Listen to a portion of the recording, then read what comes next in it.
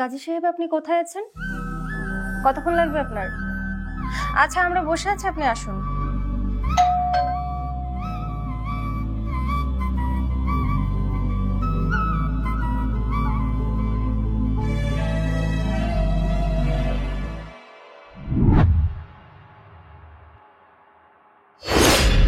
কি ব্যাপার আলিফ, এই সময় তো তোমার অফিসে থাকার কথা, তুমি আমার বাসায় কি করছো?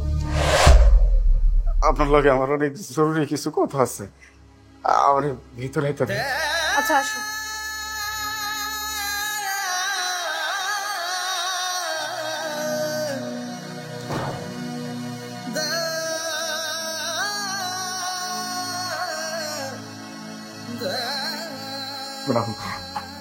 আপনার বোনরে আমি অনেক ভালোবাসি ম্যাডাম। অন্য কারো লাগে বিয়েটা দিয়ে না আমি বাঁচব না ম্যাডাম। আপনি যদি অন্য কারো লাগে বিয়েটা দেন, শুধু আমি না আপনার বইনেও বাঁচবো না। ও আমার অনেক ভালোবাসে ম্যাডাম, আপনার কাছে হাত চোখ করে কইতাছি ম্যাডাম। তোর বাচ্চা, তোর এত বড় সাহস, তুই আমার অফিসের পিয়ন হয়ে আমার বোনকে বিয়ে করার কথা বলছিস? এই, তোকে এত বড় সাহস কে দিয়েছে? তোর মতো পিয়নের সঙ্গে আমি আমার বোনের বিয়ে দিব, তুই ভাবলি কি করে? বের হ আমার বাসা থেকে। ভাইজান আমি আপনার পায়ে বসতেছি, আপনি দয়া করে মায়ের বিয়ে করুন। মানুষটাকে আমি অনেক ভালোবাসি ভাইজান। আপনি যদি এই বিয়েটা করেন ভাইজান, তাহলে দুইটা জীবনই নষ্ট হয়ে যাবো ভাইজান। আপনার পায়ে পড়ে করতেছি ভাইজান, বিয়েটা আপনি করেন না। এই বিয়েটা আপনি ভেঙে দেন ভাইজান। তোকে এত বড় সাহস কে দিয়েছে? তুই আমার বাড়িতে এখানে সিন ক্রিয়েট করার জন্য এসেছিস? সামান্য একটা পিয়ন হয়ে তুই আমার বোনকে বিয়ের প্রপোজাল দিস? বের হ আমার বাসা থেকে, এক্ষুনি বের হয়ে যা। আপু আপু প্লিজ প্লিজ আমার কথা একটু শুনেন, এভাবে চিল্লাপাল্লা করবেন না। আশেপাশের লোকজন শুনলে বা দেখে আমাদেরই মান সম্মান যাবে। প্লিজ আমরা বসে কথা বলি। মারুফ, তুমি আমাকে কিভাবে চুপ করতে বলছো? আমি এই সময় কিভাবে চুপ করে থাকবো? ওর এত বড় সাহস, ও সামান্য একটা পিয়ন হয়ে আমার বোনকে বিয়ের কথা বলে, আর এই সময় আমি চুপ করে থাকবো? না, ওকে তো বার্তা দেওয়া যাবে না। তুই এক্ষুনি আমার বাসা থেকে বের হয়ে যাবি, বের হ। ম্যাডাম আমি জানি আমি সামনে একজন প্রিয়, আমার অবস্থান এতটা ভালো ব্যাপার, কিন্তু আমি আপনার বোনের সত্যি অনেক ভালোবাসছি। ও আমার অনেক ভালোবাসে ম্যাডাম। আমি আপনার কথা দিতেছি, আপনার বোনরা আমি অনেক সুখে রাখব ম্যাডাম। সুখে রাখতে পারি? তুই কিভাবে সুখে রাখবি আমার বোনকে? কি আছে তোর কাছে? টাকা পয়সা, গাড়ি বাড়ি কিচ্ছু আছে? কিচ্ছু নেই। শোন, আবেগ দিয়ে কখনো ভালোবাসা হয় না। ভালোবাসতে গেলে না টাকারও প্রয়োজন হয়। তুই আমার অফিসে সামান্য একটা পিয়ন, তাই আমি তোকে দয়া করে এখন সসম্মানে এখান থেকে চলে যেতে বলছি। কিন্তু এর থেকে যদি বেশি বাড়াবাড়ি করিস, তাহলে আমি তোর গায়ে হাত তুলতে পর্যন্ত বাধ্য হব। যা, চলে যা। ও আমার অনেক আদরের বোন, অনেক আদর যত্ন করে ওকে আমি বড় করেছি ছোটবেলা থেকে। ওর পিছনে কি পরিমাণ খরচ হয় তোর কোনো ধারণা আছে? আর তুই আমার সেই মান সম্মান নিয়ে টানাটানি করছিস? ম্যাডাম, মান সম্মান কি টাকা পয়সা দিয়ে মাপা যায়? ম্যাডাম, মান সম্মান ভালোবাসার ভিত্তিতে মাপা যায়, টাকা পয়সা দিয়ে কিন্তু সবকিছু মাপা যায় না। তোর সাহস দেখে আমি অবাক হয়ে যাচ্ছি আলিফ, তুই এখনো আমার মুখোমুখি দাঁড়িয়ে এখানে কথা বলছিস। এই, তুই আমাদের বংশ সম্পর্কে জানিস? আমরা কোন ধরনের মানুষের সঙ্গে সম্পর্ক করি? ম্যাডাম, আপনাকে অবস্থান সম্পর্কে আমার খুব ভালোভাবে ধারণা আছে। আপনাকে অবস্থান আমি বুঝতে পারতেছি, আমি সবকিছুই জানি। আমি সামান্য একজন পিয়ন, আপনারা কত বড় লোক মানুষ। ম্যাডাম, ভালোবাসা কখনো অবস্থান মানে না। অবস্থান দেখে কোনোদিন ভালোবাসা যায় না। ভালোবাসা তো মনের ব্যাপার ম্যাডাম। আমার তো মনের মিল হয়ে গেছে, আমরা ভালোবাসা পালাইছি। আপনার কাছে হাত জোড় করে বলতেছি ম্যাডাম, আপনার বইটারে আমি অনেক ভালোবাসি ম্যাডাম। আমার কাছ থেকে আপনার বইটারে দূরে সরায় দিয়ে।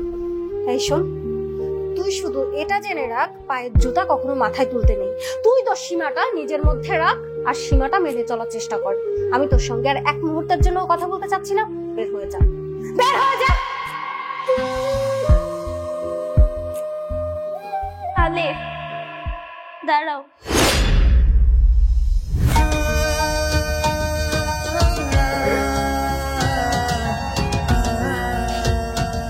পুলিশের মতো পালাই যাচ্ছ তুমি আমাকে রেখে? আমার বোন বললো আর চলে যাচ্ছ।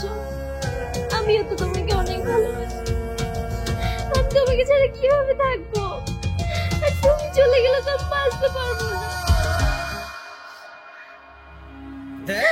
আপু, মা বাবার মারা যাওয়ার পর থেকে তুমি আমার গার্ডিয়ান। তোমাকে সবসময় সম্মান করে দেখে মুখের উপর কোনো কথা বলি না বাবু। আজকে তুমি আমাদের এই সম্পর্কটা মেনে নাও।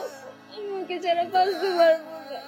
কখনো তোমার কাছে কিছু আবদার করিনি, এই প্রথমবার আমি কিছু চাইতেছি আপু, প্লিজ। আপু প্লিজ আমার কথাটা একটু শুনেন, আপনি একটু শান্ত হন। আসলে টাকা পয়সা এগুলো দিয়ে সুখ আসে না।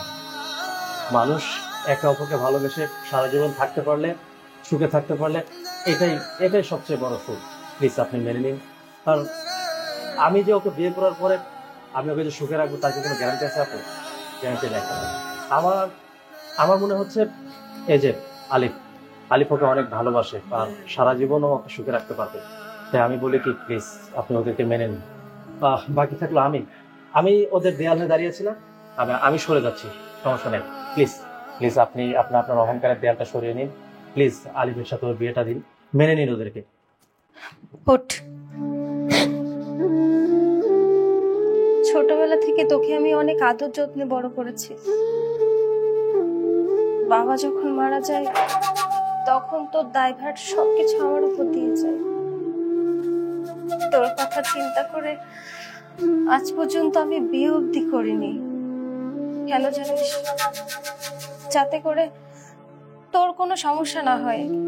আমি যদি বিয়ে করি, তোকে যদি সময় দিতে না পারি, তোর যদি কোনো কিছুর কমতি হয়, তুই ছাড়া আপন বলতে আমার কেউ নেই।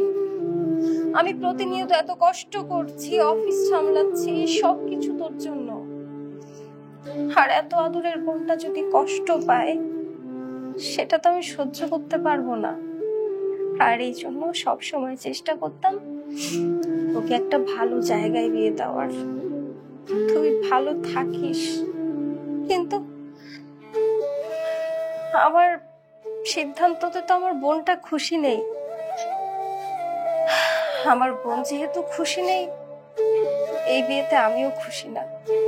তুই আলিফকে এতটা ভালোবাসিস, এটা যদি আমি আগে জানতাম তাহলে কখনোই আমি এই বিয়ের অনুষ্ঠানটা করতামই না। আরো আগে তোকে আলিফের সঙ্গে আমি বিয়ে দিয়ে দিতাম। এতদিন আমাকে কেন বলিস নি? শোন, যা তুই আলিফের সাথে যা।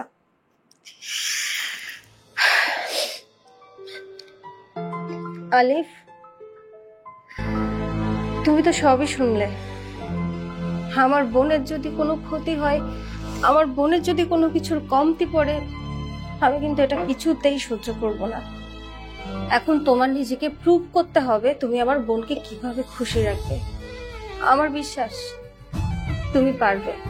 ম্যাডাম, আমি আপনার কাছে প্রতিজ্ঞা করতেছি, আপনার বোনদের সুখী করার জন্য আমি আমার সর্বোচ্চ চেষ্টা করি। আমি আপনাকে কখনো লজ্জা বোধ করতে দেব না, আপনি কখনো লজ্জিত হইবেন না। আমি আপনার প্রতিজ্ঞা করতেছি, আমি আপনার বোনের সুখে রাখবো। হিমু, তোরা দুজন সুখী হ। আলিফ, আমি আমার সুখ শান্তি সবকিছু তোমার হাতে তুলে দিচ্ছি। আমার বিশ্বাস তুমি আমার বিশ্বাসের মর্যাদা রাখবে। আর দরকারে কথা দিই, আমি প্রতিজ্ঞা করতেছি আপনার বোনের আমি সবসময় সুখে রাখবো। আমার প্রতি যে আপনি বিশ্বাসটা করছেন, এই বিশ্বাস আমি কোনোদিন মানতে পারবো না। ভালো রাখবো।